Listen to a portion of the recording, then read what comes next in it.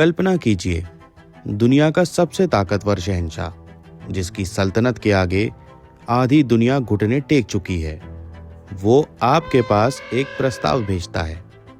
वो कहता है, बस एक बार सर झुका दो और पूरा मेवाड़ तुम्हारा होगा। तुम्हें वो ऐशो आराम मिलेगा जो किसी और राजा के पास नहीं। लेकिन आप उस मखमल के बिस्तर के बजाय कांटों की सेज चुनते हैं।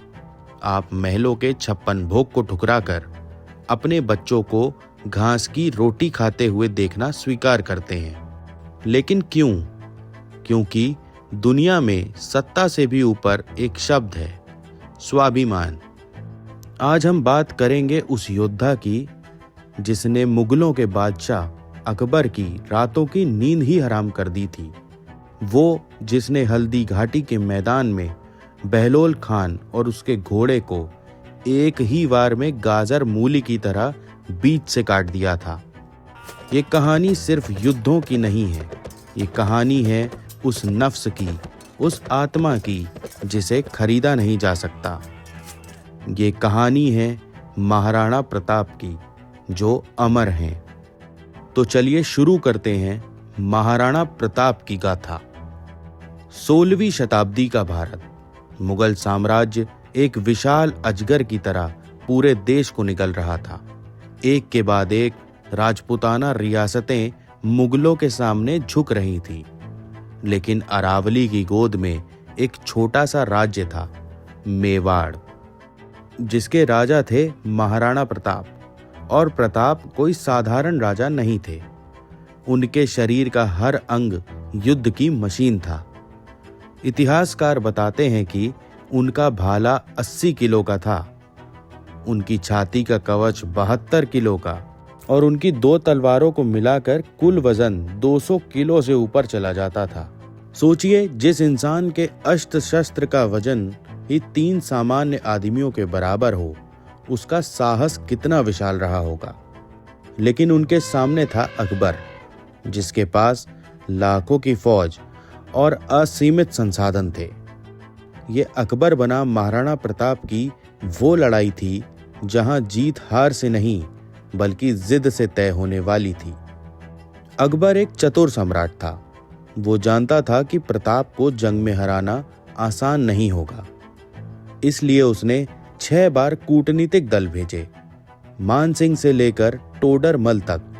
अकबर के सबसे बड़े नवरत्नों ने प्रताप को समझाने की कोशिशें की। लेकिन प्रताप जानते थे, अकबर सिर्फ जमीन नहीं चाहता था, वो प्रताप का झुका हुआ सिर चाहता था। क्योंकि जब तक प्रताप आजाद थे, अकबर की अजय होने की साख अधूरी थी। जब भी अकबर का कोई नवरत्न प्रताप के पास अकबर का पैगाम लेकर पहुंचता, तो प्रताप का जवाब हर बार एक ही होता था, मेवाड़ की माटी बिकाऊ कोनी। मुगलों ने मेवाड़ पर बार बार हमले किए, कई बार हमले किए और ज्यादातर बार मुंह की खाई।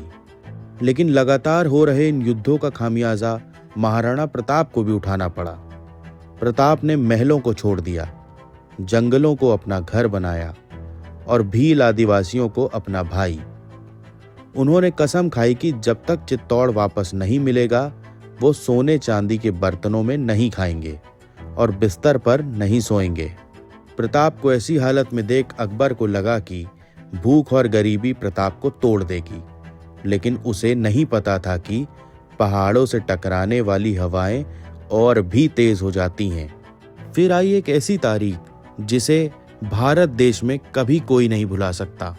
18 जून 1576, हल्दी घाटी का वो सकरा दर्रा जहां की मिट्टी आज भी हल्दी जैसी पीली है। मुगलों की 80,000 की फौज के सामने प्रताप के सिर्फ 3,000 जाबाज। दृश्य देखिए, प्रताप अपने वफादार घोड़े चेतक पर सवार हैं।